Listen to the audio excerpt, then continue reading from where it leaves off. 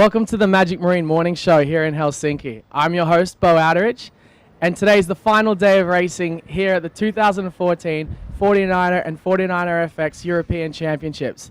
I'm joined now by Dylan Fletcher, who's in the 49er class, Charlotte Dobson, Jena Hansen, and Molly Meach. Welcome to the show, guys. So let's start with Charlotte. Today is an interesting day for the British squad. You've got 3 in the top 10, yet the 10th place isn't finalised, and that's Kate McGregor. Can you tell us what does she have to do today to make it to these final medal races? Yeah, sure. So the top 9, they're guaranteed into the final, and there's 10 spots. So Kate has to sail in the petty final, and they do 2 races in the theatre, and then the winner of that series then goes up into the final. So, and then they take the points that they have right now, so the additional scores that they get from the theatre are sort of scrubbed off again, and then that sailor goes into the final with those points that they already have. So she still has to win her spot in the final, but it'd be really cool if we managed to get 3 of the British team into the final for today. Yeah, I imagine she'd be quite tired after that after all the racing if she makes it in. Yeah, I think, in one way you're pretty tired. I'm sure her crew will be really tired. But on another way, you kind of are in the rhythm, I think, a bit of the theatre style. It's a different style of sailing. The last time all of us will have done it, is the last regatta. So I think that, there are positives and negatives to it. But I think getting in the swing of it is probably quite a good positive. Okay, you guys have all made it into the medal race and secured your spots. So Molly, you guys have been consistent all through these final series and most of the regatta, but more importantly, been consistent ever since the introduction or before the introduction of the 49er FX. Do you want to tell us how is that? So Alex and I were fortunate enough to be involved with the development of the FX, and I think that definitely gave us, I wouldn't say a big head start, but we were able to get into boat handling and kind of get a feel for it. But definitely over the year and this year especially, the FX fleet has become a lot stronger, and there are a lot more girls up there now who are really pushing it. So I think this week's been quite tough, and we've been fortunate enough to have quite consistent results. But yeah, it's definitely quite tight at the top right now. Now, we know as being Australian and New Zealanders, we're quite remote down there, but do you have some training partners that help you along the way? Well, we're fortunate enough to have the number 1 and number 2 in the 49er fleet, so they've been quite good to us, and we really judge ourselves against them, and as much as we can we try and train against them. There's another New Zealand team as well, Erica and Ali, who are coming up, and I think they're going to be quite good training partners in the future as well. Oh, that's really good. All right, Jena, we're going to talk a little about 49er, the medal racing, which is now theatre-style racing with the boundaries. You've raced on these courses before. What's it like to have these lane ropes on the course? It's so much different than usually when we sail the normal races, because you have to be more technical, you have to tack more, and it's a different game, especially in our, and I think in the other boats, because the crew doesn't have that much to say because they're really tired. They have to hoist and take the kite down all the time and really just get the boat to sail really quickly. It's harder for the helmsman, or at least I think so, because you really have to be quick on every decision. And of course, of the boundaries, you just can't go wherever and just say, okay, let's just go for a minute. You have to be very quickly on and precise on your... Okay, well, you say it's hard on the helmsman, but Molly, how hard is it for you? I think it definitely adds another dimension to the crew's job. Like Jena said, the decisions are so quick, and you've got to do everything as good as you can. So, the decisions are really fast, and it makes the crew's job, I think, quite a lot harder. And with this wind today, we've got a fair bit on. Is it going to be harder in the windier stuff than it would be in the lighter?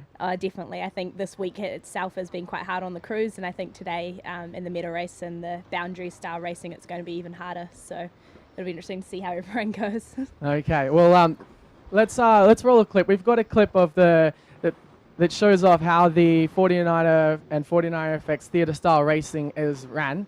So enjoy the clip.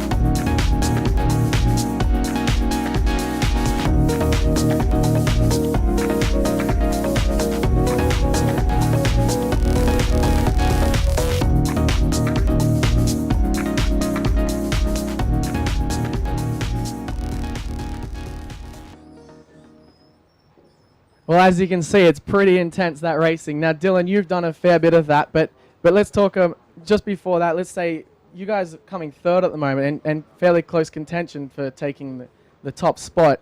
How have you kept so consistent? Because you guys had a pretty shaky start to the event by smashing into some sort of a rock. You want to tell us about that? Yeah, Regatta didn't start off well when we hit a rock on the first beat of the first race. It was on the course unmarked, and we were pretty down after that. We just smashed our new boat up. But we went out, I think we had a day where there was no wind, and then managed to get redress, and then sort of it's been pretty breezy all week, and we've been working hard on trying to close the gap. So, you know, Nathan, the Kiwis and the breeze sort of seems to have thought we closed it, but Pete and Blair have been showing us all the way around the course this week. But I think, yeah, we've had good speed and been getting around it all right. Okay, well, now in this theatre style racing, as we saw in the video, is they've got those boundaries, they've got these sections for the media, but it's not like the usual racing, and it's really short courses. What do you do as a skipper to tactically prepare or strategize how you're going to approach it? We kind of work out a plan of attack before the start of the race, so you know we know where we are in the series and who we're trying to overtake or defend. So that will kind of depend on how we attack the race course. So if you're trying to win the race, you know we're going to approach it differently. But generally, it's like what's going to be how we're going to get round and mark in the top 4, so the top 5. So minimise risk, and also managing the crew because it's really intense for them. So we can try and get around the course and make it a little bit easier for them. So at the end of the last race, they're still ripping the kite up and can still drive, and there's not too many boat handling mistakes going on. Yeah, okay. Well, it seems like that might require a fair bit of training. Now, Charlotte, do you guys, being the British squad, you've been 3 in the top 10 at the moment. You know, you guys seem to have a solid team, and do you guys have to practice the theatre style racing, because that's where you sort out those medals? Do you have a boundary rope that you put in training and have to attack early, and there's girls in a line? What do you guys do?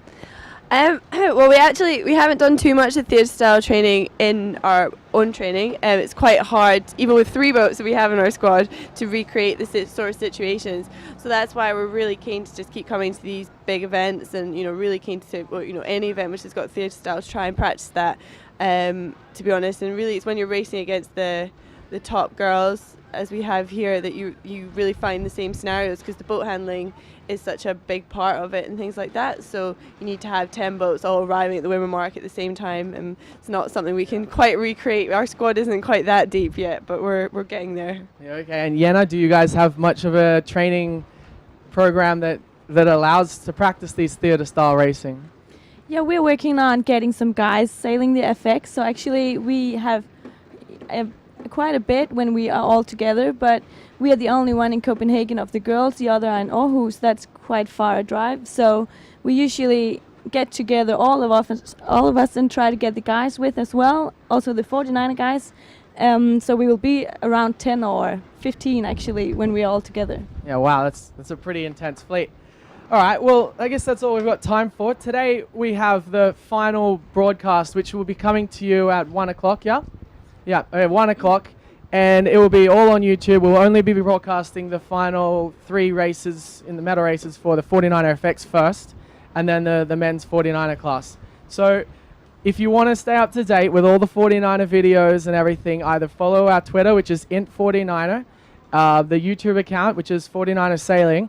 So and it's been great having you guys on the show today. That's our final day. It's been a good experience. And thanks again for watching the Magic Marine Morning Show. I'm Beau Outteridge.